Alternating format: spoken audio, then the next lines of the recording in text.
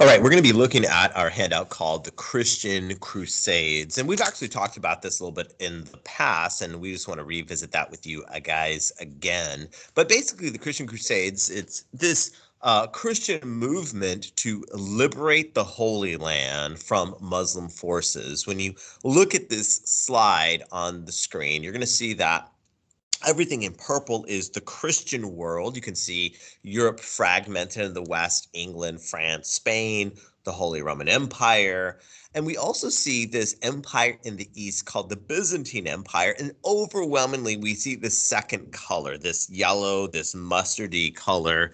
And that represents Muslim lands. That represents Dar al-Islam. And what is happening in the Crusades is that Christians have a desire to, in their minds, liberate the Holy Land from Muslim forces. In fact, it says on the handout that Christians wanted unrestricted access to Christian holy sites in Israel. Israel includes cities like, of course, famously Jerusalem.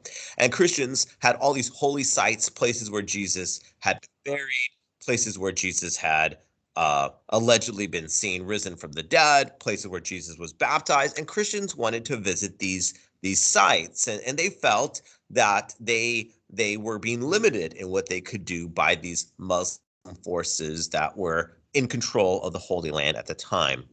It says on the handout that Europeans also, they wanted access to trade routes in the Middle East.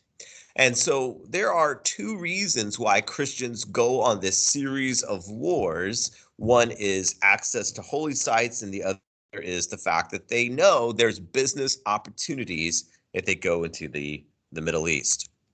The second map, again, shows you the early Crusades, 1096 is when it all starts. And you can see that a lot of European countries, Christians from France, Christians from the Holy Roman Empire, Christians from England, they are going to this war, and they're going to go assist the Byzantine Empire. And you can take a look at it in the East. The Byzantine Empire isn't what it once was. It's getting smaller and smaller and smaller.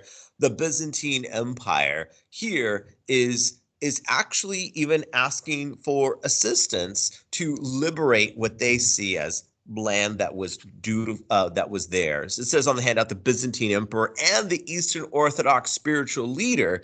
These are guys asking for assistance. You might remember that the Christian world is divided in half. There's a schism. That word schism is divide. There's the Catholics that spoke Latin in the West. There are the Orthodox that speak Greek in their church services in the East. And this is the divide. You have Constantinople, the major city in the East. You have Rome, the major city in the West. You have the Pope leading the Catholic Church in the West. And there is also a spiritual leader in the East. The spiritual leader in the East has a title. His title is the title Patriarch. And that's what you're going to put on the blank where it says the Byzantine Emperor and the Eastern Orthodox spiritual leader, the Patriarch. So here is a picture of Pope Francis, the leader of the Catholic Church, with the Patriarch of the Orthodox Church in the East. And so still to this day, there's a split in European Christianity between the Catholic Church of the West, the Orthodox Church, and this patriarch is the spiritual leader of the East. And what we see in the Crusades is the emperor and the patriarch asked, you'll write down, Pope Urban II. This is the Pope. The Pope's name was Pope Urban II for military assistance in freeing the Holy Land. And so the Pope in the West is this gentleman here, Pope Urban II, and they're asking him for military assistance. They want to liberate, they want to free the Holy Land. And there was a perception among Europeans at this time that there was a new group of Muslims. There was this new group in charge, and that this new group was not really allowing full access to the Holy Land. And you might remember that there's actually three broad ethnic groups that are important in the story of Islam. There was, of course, first the Arabs. There was, of course, after the Arabs, the Persians during the Abbasid dynasty. And then there's this third group, this group of people who are these barbarians, these horsemen, these nomadic people who embrace Islam. They were called the Turks. And that's what we're going to write down. There's a perception that a new group of Muslims, the Turks, were not allowing Christians to access the Holy Land that Christians wanted. And we can see even here on this map, you can see where the Byzantine Empire is. And then there is this region that just east of Constantinople, you can see there's a region ruled by the Seljuk Turks. And you might remember again that the Muslim world has these three broad ethnic groups. There's the Arabs, first of all, representing in today's world 22 Arab nations that speak Arabic. These are the original inhabitants of the Arabian Peninsula where the Quran was revealed.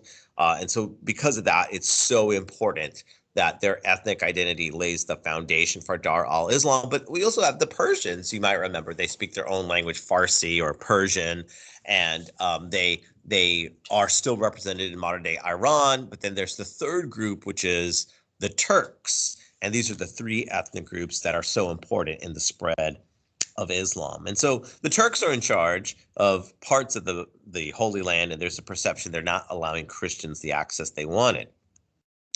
And so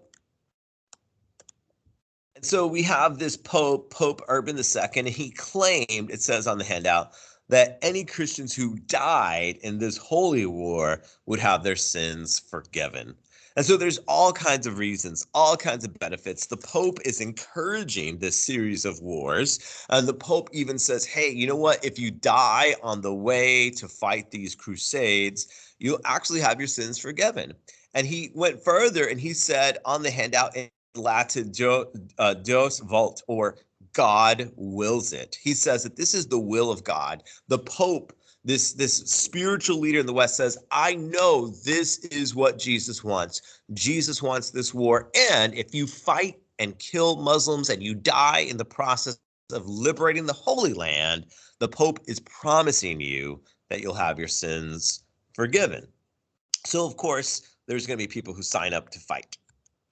And as they fight and they sign up to go to the Holy Land, there's a series of crusades. The first one is in 1099, the First Crusade. It says on the handout, a European army was able to conquer. And there's the number one goal, the number one city, the most important place. They are able to conquer Jerusalem from Muslim forces. And actually, they were focused on Jerusalem because this is where many events in the Bible take place. And they actually retained power there until the year 1187.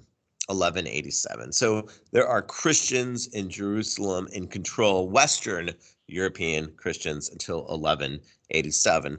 Sadly, some things happen when the Christians take Jerusalem. Sadly, thousands of, you'll write down, Jews, Middle Eastern Christians, and Muslim civilians were killed. So even though this is supposedly a Christian army, supposedly the Crusaders are representing Jesus, when they go to Jerusalem, they end up killing thousands of innocent Jews that are there. They end up killing thousands of Christians who are locals who are there. And they kill thousands of Muslim civilians who are not fighting. They're not in an army, but they are sadly killed nonetheless. So it's an unpleasant, it's an unholy war, really, at this phase and how it is carried out. One reason it says on the handout that Christian Europeans were able to accomplish this was that the Muslim world had become fragmented. You might remember that there was really a single empire, the Umayyad Caliphate, that was replaced by the Abbasid Caliphate, but Islam was just really too big. It went from Spain to India and beyond, and how can you control an empire that big? And the Muslim world had fragmented and had divided on your handout into rival Muslim kingdoms. And so you have all these different kingdoms, and they're all trying to fight and all trying to do their own thing. And because the Muslim world's divided, that allows the Europeans the opportunity to come in. It says on the handout that Europeans, while they were here in the Middle East, and you can see that there's like these pink areas, and on the key it says these are kingdoms established by the Crusaders. It says on the handout that Europeans were exposed to Middle Eastern products. They were exposed to Middle Eastern products during the 100 years of occupation. So white Europeans are in the Middle East for 100 years or so, and during this time frame, they are eating foods, they are seeing goods, they are drinking things that they had never seen or eaten or had before. And this is going to have a long-term impact on Europe. In fact, some of the examples, we've already talked about this, 100 years of occupation, such things as sugar and spices. And these are things that Europe was, for some, experiencing for the first time. And these are things that are going to be game changers, things that are going to make Europeans say, even after we leave the Middle East, even after the Crusades fail to liberate the Holy Land long term, we need to really think about going out into the world and trading, going out to the world to get the spices and the sugars that they are so intrigued by. The Fourth Crusade is another noteworthy crusade, skipping the second and the third. In 1202 to 1204, this crusade was actually distracted and actually never made their way to fight, we'll write down, to fight Muslim forces. They never even made it to the Middle East. They were supposed to make it to the Middle East to, free the Holy Land and liberate them, but they never even made it to fight Muslim forces. Instead, the Christian army was sent to the largest city in the Christian world. And the largest city in the Christian world was not Rome, it was not Paris, it was on this map Constantinople. And there was some reasons why they ended up getting sent there, but regardless of the reasons, when they got there, you have now a Christian army in the largest Christian city in the world. It says on the handout that they actually got caught up in the middle of internal political disagreements of the city, and we'll write down they sacked the city. That's a funny word, sacked, S-A-C-K-E-D. That word sacked means to destroy. It means to take over. It means to reduce some parts of it to rubble. And that's what this Christian city did, this Christian army did to the largest Christian city in the world. They sacked the city as a result of their presence there. And it gets worse. It's not just this Christian army that ended up in Constantinople, sacked the city. It says many Christians were raped or killed. And so there is an example of a so-called Christian army in the largest Christian city in the world. They get involved in a disagreement of whether who should be in charge and who should be the true emperor of the Byzantine Empire. And as a result, Christians are killed. Christian women are raped. It's a total disaster. It's such a disaster that this crusade was supposed to fight Muslims. This crusade was supposed to liberate the whole land, but this crusade actually just ended up killing and raping Christians and destroying one of the largest Christian cities in the world. It was such a disaster that the Pope, we'll write down, excommunicated the whole crusade.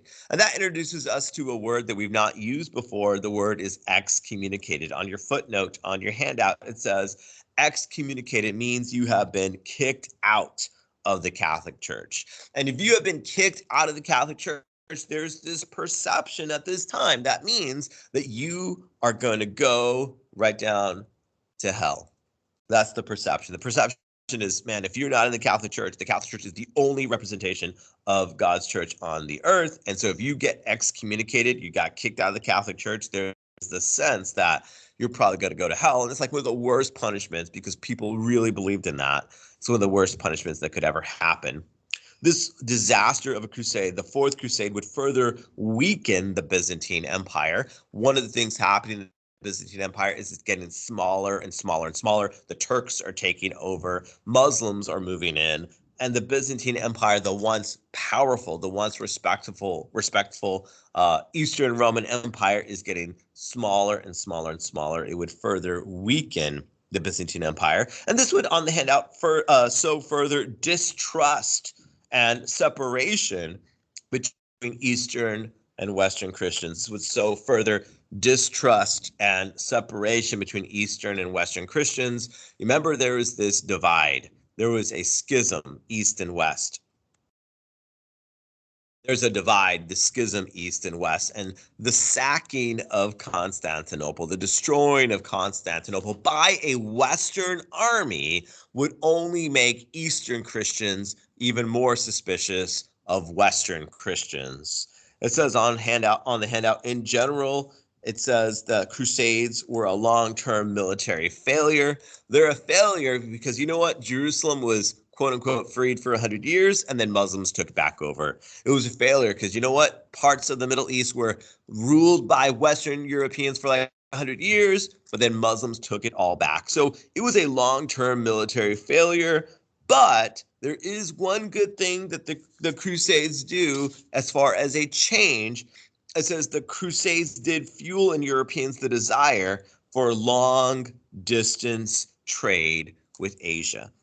It fueled in them a desire for long distance trade with Asia. The things that they saw in the Middle East, the things that they ate in the Middle East, the products they were exposed to made Europeans feel and made Europeans believe we need to get out there more. We need to engage in trade. We need to get involved in this non-Western world with all the products and opportunities that are available. And this is going to lead to explorers and travelers like Marco Polo seeing parts of the world that no white European had ever seen before.